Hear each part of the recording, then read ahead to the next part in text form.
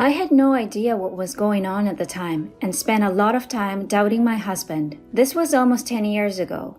I was in my 30s and had only recently married my husband. With my husband working so hard even before we married, I expected life with him to be difficult. But he never came home for so long that I felt alone. At first, I tried to let my husband relax at home during the rare times he would be at home. But my frustration grew. I became harsh with him every time I saw his face. My husband would try to soothe me, but if he saw that I was still unsatisfied, he started to ignore me. I wanted him to look at me, no matter how busy he was with his work, because we were married. This emotion got the best of me, and I couldn't look at my husband objectively any longer. Whenever I would pick a fight with my husband, he would always say, "I'm going to settle down soon, and then we'll go to that island you like." But this never came true. "Work is more important than me, isn't it?" I said. "If so, don't force yourself to come home. I'm tired too, and seeing you so exhausted makes me sad." No matter how many horrible things I said to him, he never took it seriously, and I began to have a nagging feeling that our marriage was coming to an end. Soon after, my husband could tell I wasn't even mad at him and had no feelings for him. I didn't suspect it at first because he worked in a department with many business trips. But one day, I found a receipt and membership card for a hotel near our house in his suit pocket after he came home from a business trip. The receipt indicated that he had stayed at the hotel on a day when he was out of town on a business trip, and he had accumulated points for more than one night. As a successful businessman who could get the job done, my husband was quite popular with the ladies at work. I guessed that he had found another woman to be with. Why should I have a hard time when he is enjoying being with another woman?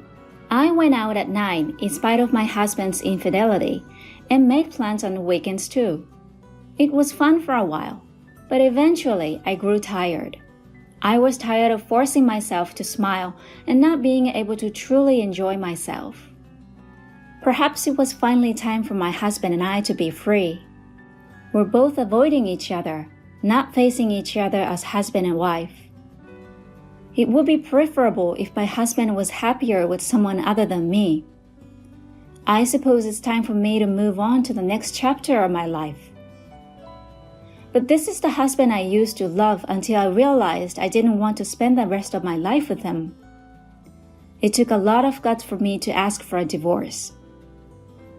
I also wondered if there was really no other option but to call it quits. But it seems that my husband has a new girlfriend. After days of deliberation, I made a decision and sent a text message to my husband's cell phone. "Will you come home early today? I need to talk to you." I texted him on his cell phone. "I need to talk to you too, and I'll try to leave as soon as possible." He replied right away. I found myself thinking that my husband must not want a divorce, even though I was certain I had made my decision. My husband is also seeking a divorce. Just thinking about it made my heart race so fast that I couldn't breathe and I struggled to stand. My husband's heart was not with me, it went to someone else. Let's not cry anymore. At the very least, I should end things with a smile. I made my decision and waited for my husband to return home. It was shortly after 9 p.m. when my husband returned home. He'd lost an unexpected amount of weight. His kind eyes and tone of voice remained the same, but there was a gap between us that seemed insurmountable. My husband, who had never been a man of many words, kept looking down and remained silent except for a few words while I spoke. I wanted to end the conversation with my husband in a respectful manner because I felt he was making a lot of fun of me. We were a married couple, albeit for a short time, and we were about to divorce. So why wouldn't he tell me how he felt? I became increasingly angry and began to argue with him. However, my husband remained silent and listened to what I had to say. I wanted him to say something, so I told him that I knew about his new girlfriend. He probably thought I was oblivious to the fact. If he knew I knew everything, he would become impatient and make one excuse after another. Hearing my words, my husband looked at me in surprise, then smiled briefly. After a brief pause, he asked, "What, you knew?" I said. Strangely, I couldn't help but laugh at his joking tone, which made my husband laugh.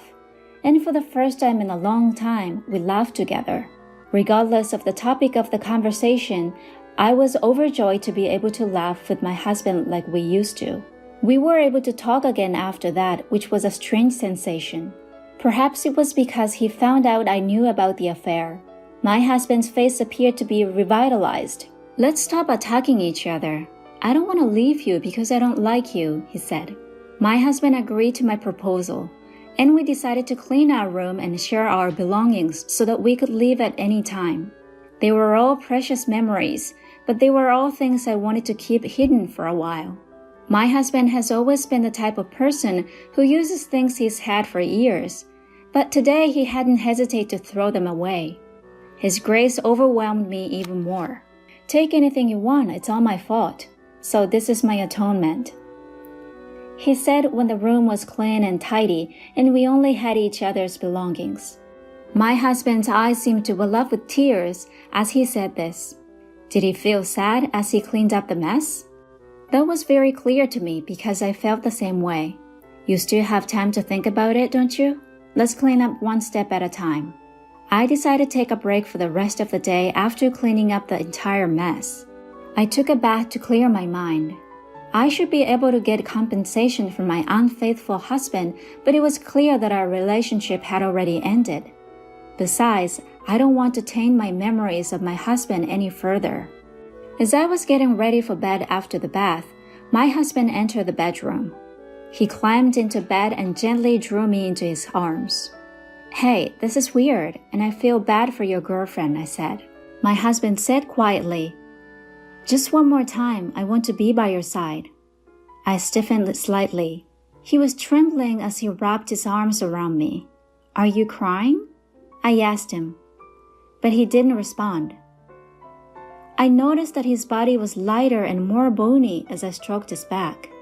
"Are you sure you're well? You appear to have shed some pounds." When I said this to him, his body stopped shaking. "I've been cutting weight," he said, pulling his body away from mine, taking a deep breath.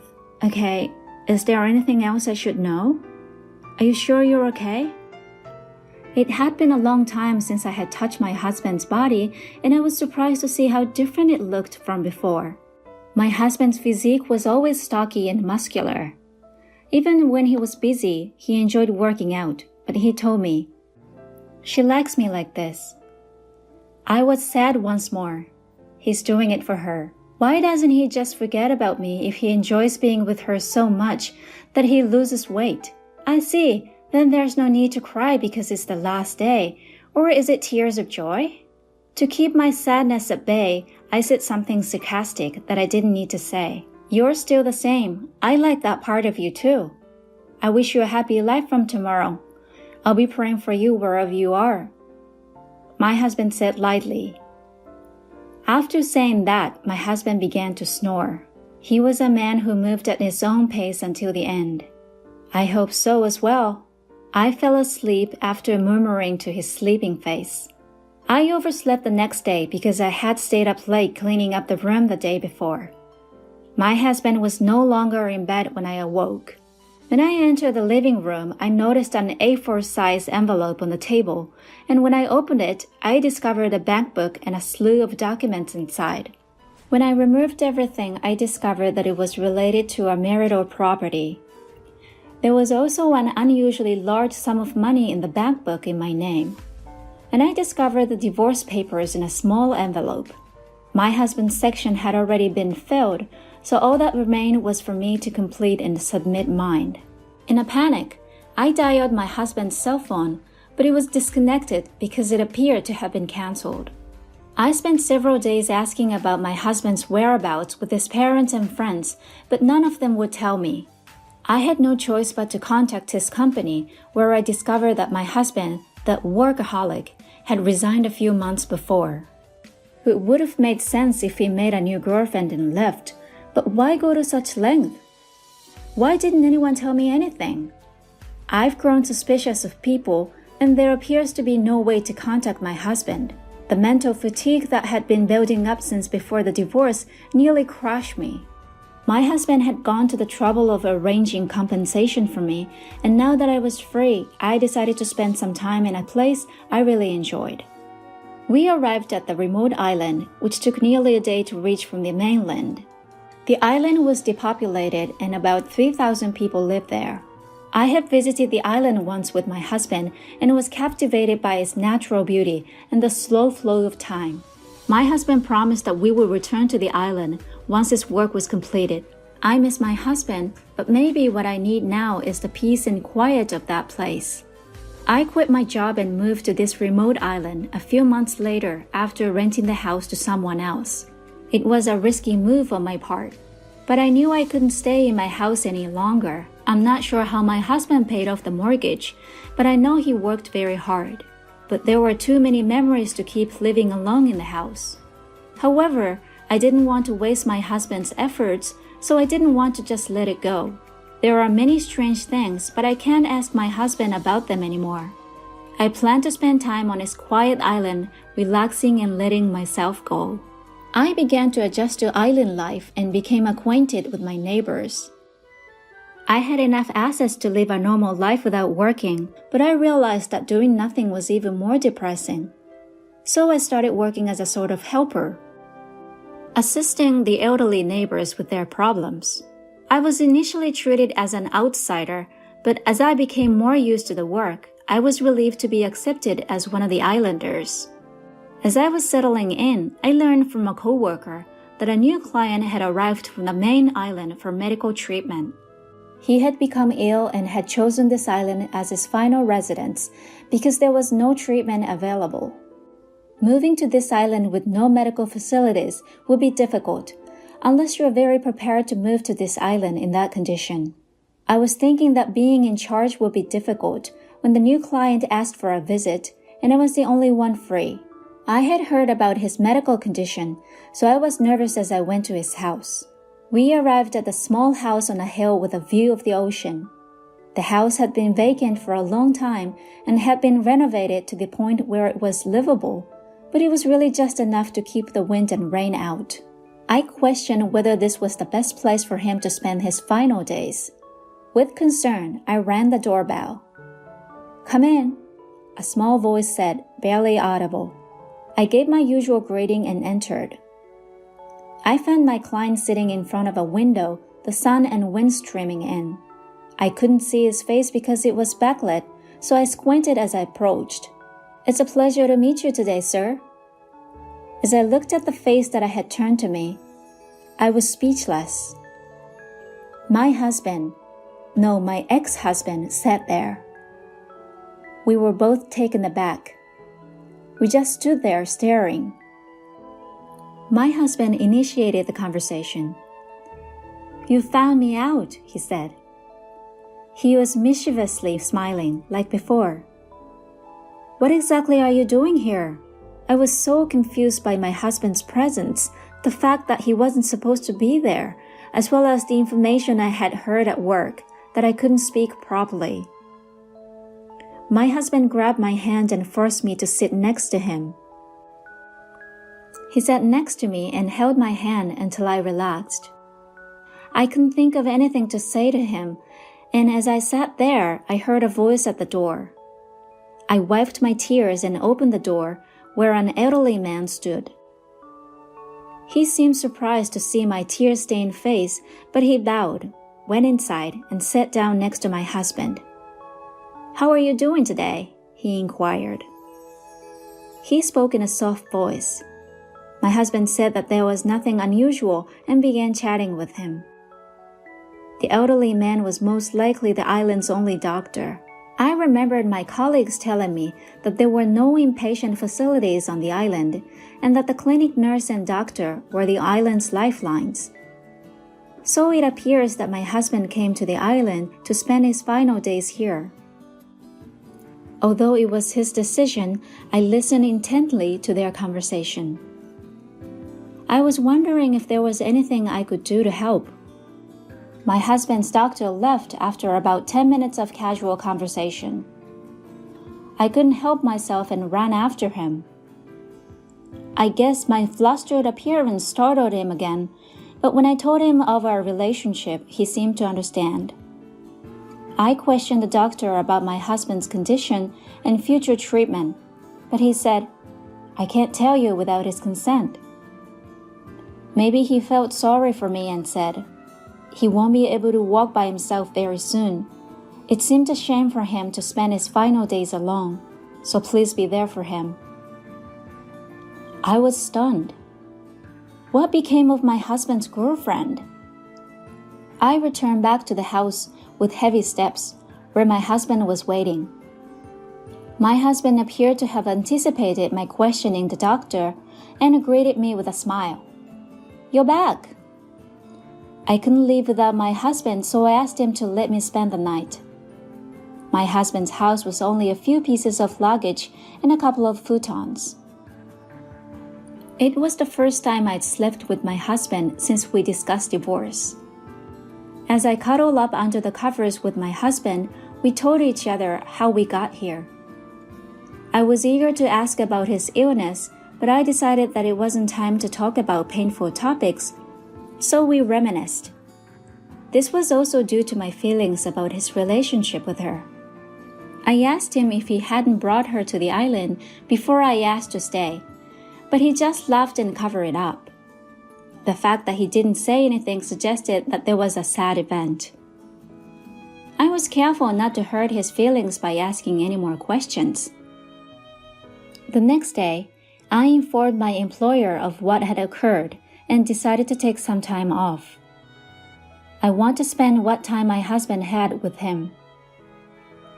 I took my husband, who couldn't walk very far, around the island in a wheelchair. There were places I remembered from my previous visit, places and scenery I wanted to show him for the first time. It was satisfying just being together. I wish we'd been this close when we were married. Even after my divorce, I discovered that the feelings I had grew stronger. But there's nothing I could do about it now. My husband would be confused if I told him. Like friends, I would stay by his side. The good times were fleeting, but the disease was gradually taking its toll on my husband. His physical strength had deteriorated to the point where he could no longer go out or even take the long-awaited walks. Even daily tasks became difficult, and he began to doze off and fall asleep more frequently. The doctor came to see him every day, but the only relief was that he was no longer in pain, and I couldn't believe that this was natural and that he would leave me so soon. I nursed my husband, never leaving his side for a second, so he wouldn't be alone when he awoke, which could happen at any time. Sometimes he'd wake up and tell me the rest of the dream he just awoke from, and other times he'd tell me about long-ago memories as if they just happened. I loved every moment, and this love exacerbated my sadness. My husband gradually stopped waking up after that.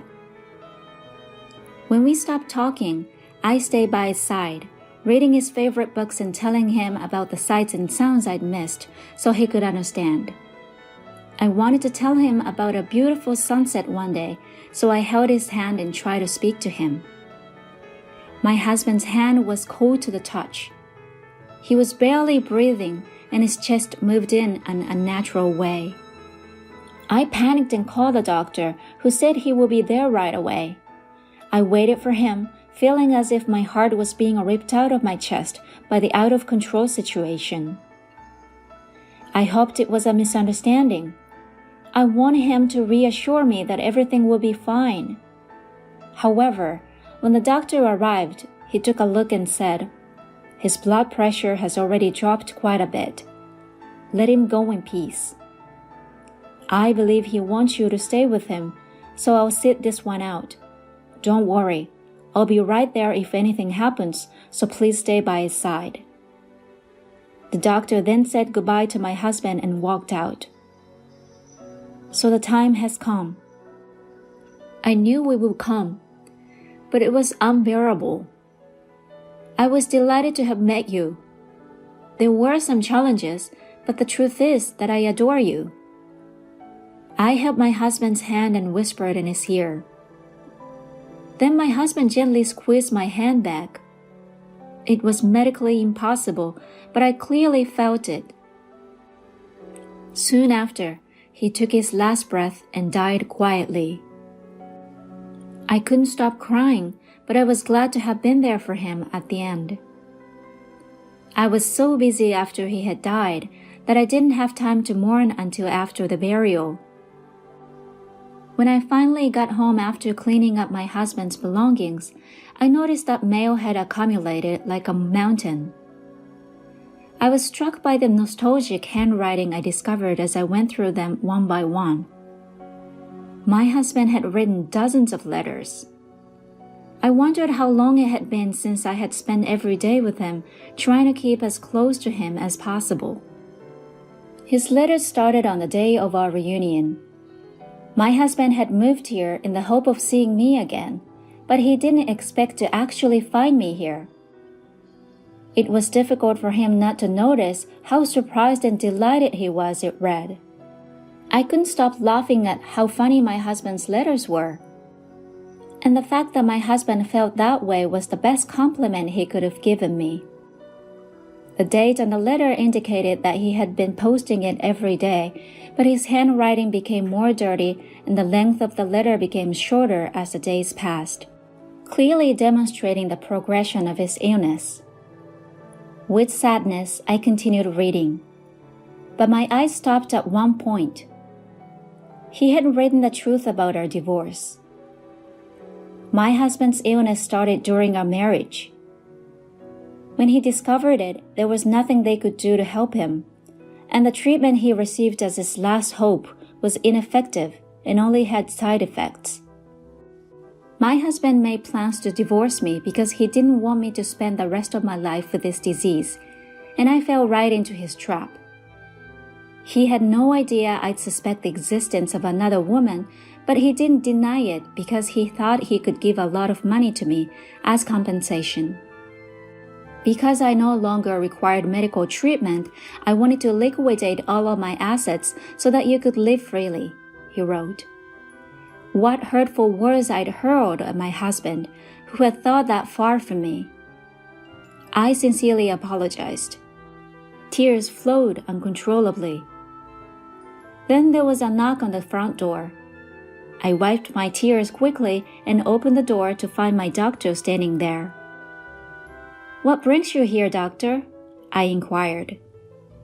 When I asked, he handed me a sealed envelope. The envelope was identical to the one I had just read from my husband. He asked me to post it every day. He wrote a few days' worth of letters before he fell into a coma, and he entrusted them to me.